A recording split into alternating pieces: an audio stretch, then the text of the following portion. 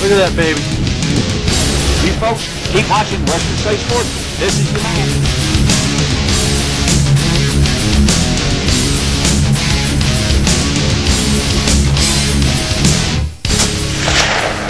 I got him.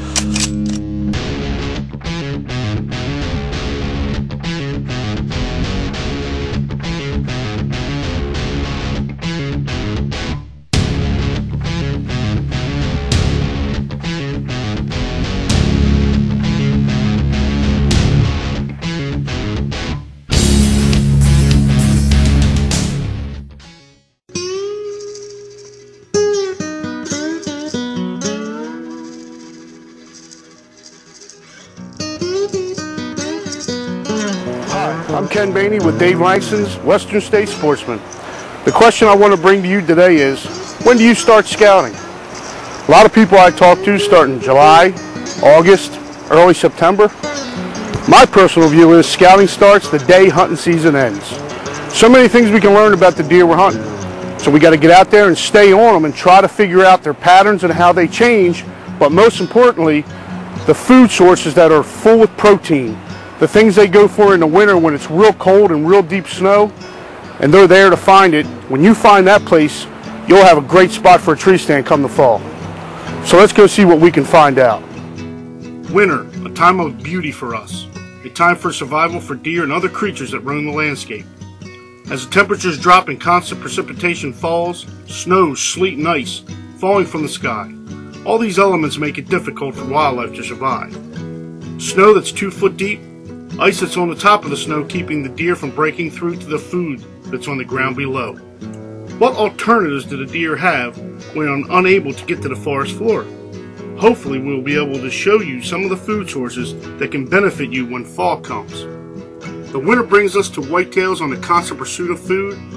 This time of year they yard up multiple families that converge together for safety and more senses to find food. This comes with a price. 10, 20, 30 deer feeding together seriously can damage an area, completely depleting the food supply.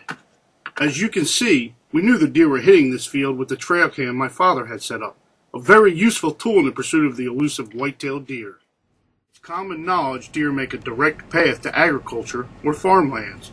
But what if there are no fields, where the snow is too deep for the deer to expend the energy to travel? There are other options.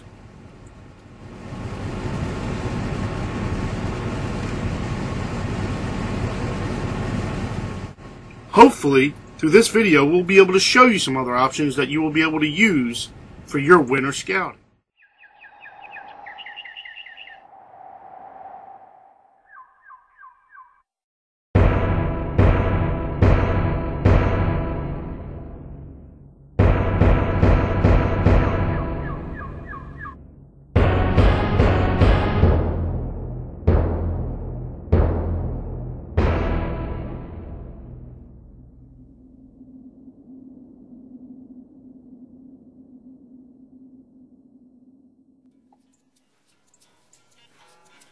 Unlike TV, when deer are in the woods, it's a fight for survival, even amongst their own kind, and especially when it's involving food or the mating season.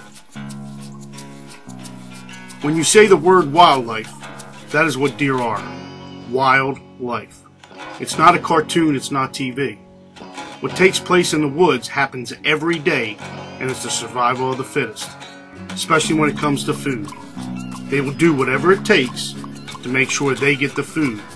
No family member counts, especially in hard times in the winter, as you can see right here. This video was taken, it was the second week of March. As you see that buck walk down that hill, it's not too often that we see a buck with antlers that big this time of year. Now we can see spikes and maybe smaller 3 points or 4 points. But a heavier horned deer usually loses them in Pennsylvania this time of year. That was the second one we saw that night. Pretty impressive. Watch how the buck shows his dominance. Survival of the fittest. It's not a playground. It's the mountain. Okay, we're up on the mountain. You You just saw the deer coming down into the fields, but now we're going to go up in the mountain and find out where the deer are eating. The snow is going to give us a hand. It's going to let us know where all the activity's at. Hopefully we'll find the foods that they're eating. This is my father, Ken Baney. I had the privilege of having a father that kept me in the woods, to keep me off the streets. He's an excellent hunter and an excellent scouter. But one thing you do want to remember, even when you're scouting before you get in the woods, it's always good to have good scent control.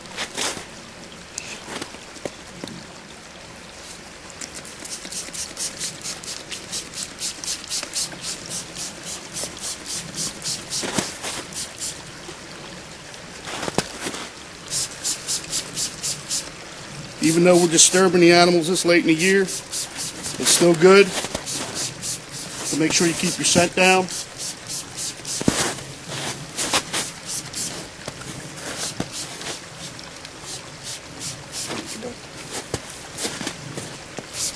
Plus it's fun squirting the back of your dad's head.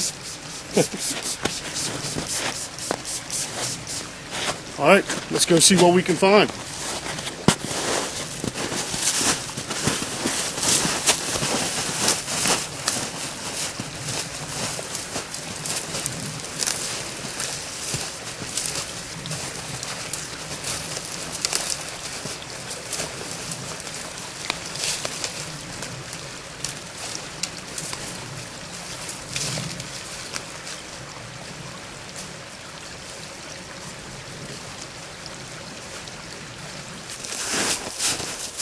Alright, as you can see, we came across an area. The deer have definitely torn it up. I'm not even sure that some turkeys didn't, but it's definitely a good feed area. Now we're going to find out what's in it. Here, Ken. Here. See, it's sloppy. Okay. Okay, here's a good sign that the deer were here. Go ahead, pick that up, Dad. Just hold it in your palm there. Acorns, and you see that there's acorns broke open and left. Deer are definitely sloppy eaters. Hence why you find a lot of turkeys following behind deer. They pick up the smaller pieces so they can fit it in their crawl. Now as you can see, this whole area was torn up. Yeah, they're all over like this. Can't tell you exactly how much time the deer spent in here, but they were definitely in here. And if this tree produces next year, should be a good spot maybe to put a stand.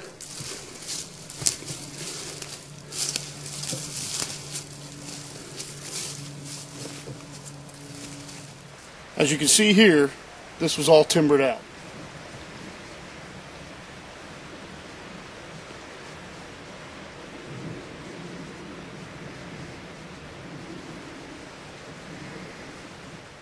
Select cut, and the reason for that is the gypsy moths literally came through here and destroyed the top of this mountain, and they destroyed mostly all the oak trees. There's a lot left, don't get me wrong, but nothing like it used to be. I call this a now and then food. When they first cut it, it brought all the buds down to the ground. The deer had a lot of fresh buds to eat. They were in here every day. The reason I called it then, 3 or 4 years, this is going to grow up. And one of the foods it's going to be is red briar. Deer love red briar. It's hard to hunt sometimes because you're getting stuck a lot. But you find a place like this, I mean this is probably 20 acres of it's going to be red briar. The deer are going to be coming here, and you still got plenty of woods around it, as you can see, that you can place a stand for the deer to come in here. Now they will also bed in red briar because for the fact nobody goes into red briar. But I'm going to take you to a place and show you what it looks like 3 or 4 years later. Okay, now here's another example of what I call then growth. This was cut down approximately 3 to 4 years ago, and it is nothing but red briar.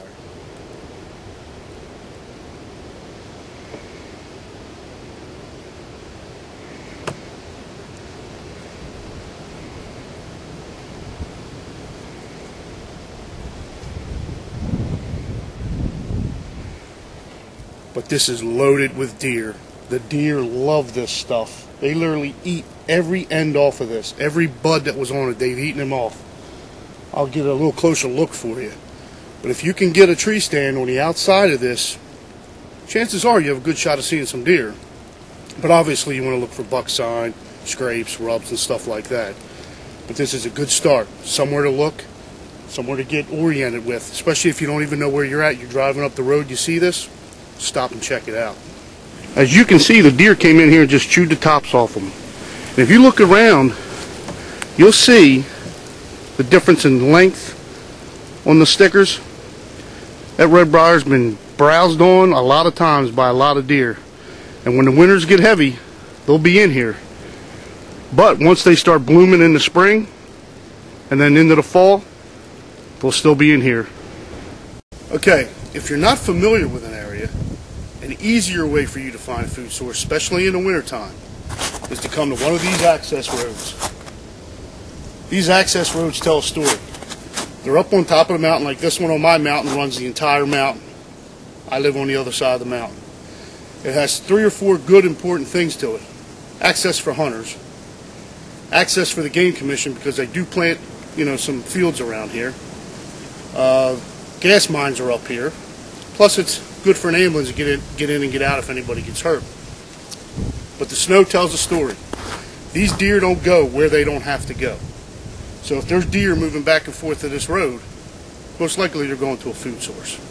Now I know that the trail I'm going to show you on this side goes to the bedding area on that side. This side is the oak run, but I live here. But if you go to a new area, try to determine which way the tracks are moving most. Because most likely the deer don't come back the same way, but they may. Most likely they go in, they feed through, they feed around, and they go back to the bedding area. But always keep your eyes out for stuff crossing the road. Just because this road's here doesn't mean it's not a wild place. You can actually see the deer have a trail coming out of there, and they come right up and they cross the road. And it doesn't end there. They're not always sticking to the trail, but they're going to a food source, and that's a food source you want to try to find. But if you're a new hunter and you're not familiar with bedding areas, feeding areas, one good thing to look for is a real thick area, heavy cover. Most likely that's the bedding area. Not always. I've seen deer bed in wide open woods. But in most cases, like up here, we generally have laurel. Laurel is all over this mountain, and generally that's the bedding area in most cases.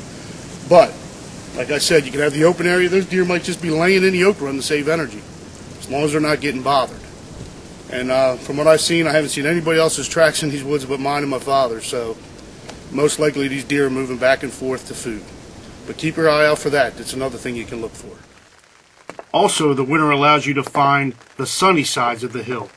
When the temperature drops and the rain comes, the snow will melt on the side the sun hits.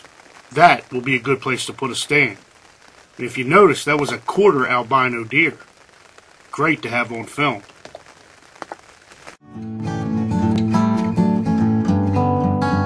Hey, I'm Daryl Jolly with Rhino Laboratories. Today we're making an instructional video to show you the best practices that we have found to set up and use our 2 new products that we're bringing to the market this year. The Evolution XP1 and the Cut and Run. The XP1 takes less than 30 seconds out of the bag to be using. The Cut and Run takes less than 20 seconds out of the bag. We hope these videos will help you in your initial setup and you'll see just how easy our products are to use. The first product we're going to demonstrate today is the Evolution XP1. Once you select your hunting location, lay the bag down, take the blind out, and begin assembly. Grab the top hub. Locate 2 rods from that hub and fully extend them to form a V. Fold the blind back to form a square. Once you form a square, pop up on the hub while pulling down on the fabric to fully extend the rods and expose 1 full panel of your blind. Once you have the first wall fully extended, pull the blind over your head, shake down the walls, and pop out the remaining 4 hubs.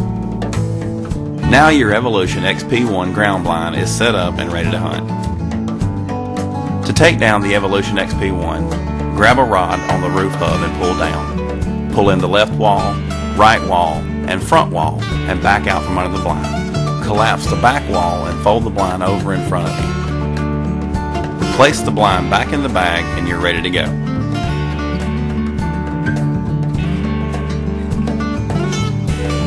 Now we're going to show you the assembly for the Cut and Run blind. Take the blind out of the bag and unfold the 2 sides. Pop out each hub, fully extending the rods.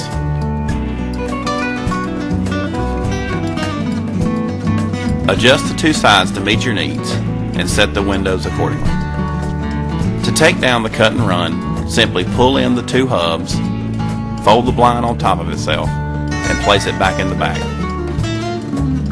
We at Rhino Labs would like to thank you for purchasing our products.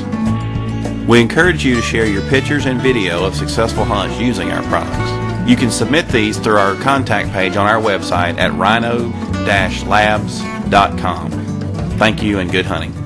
Okay, the last two food sources I wanted to show you were one man-made, which is a now and then. You have a power line here, and they came through and chopped all this down so they could put the power line in, and they chop it down every few years in order to keep it accessible just in case they have to get in there and work.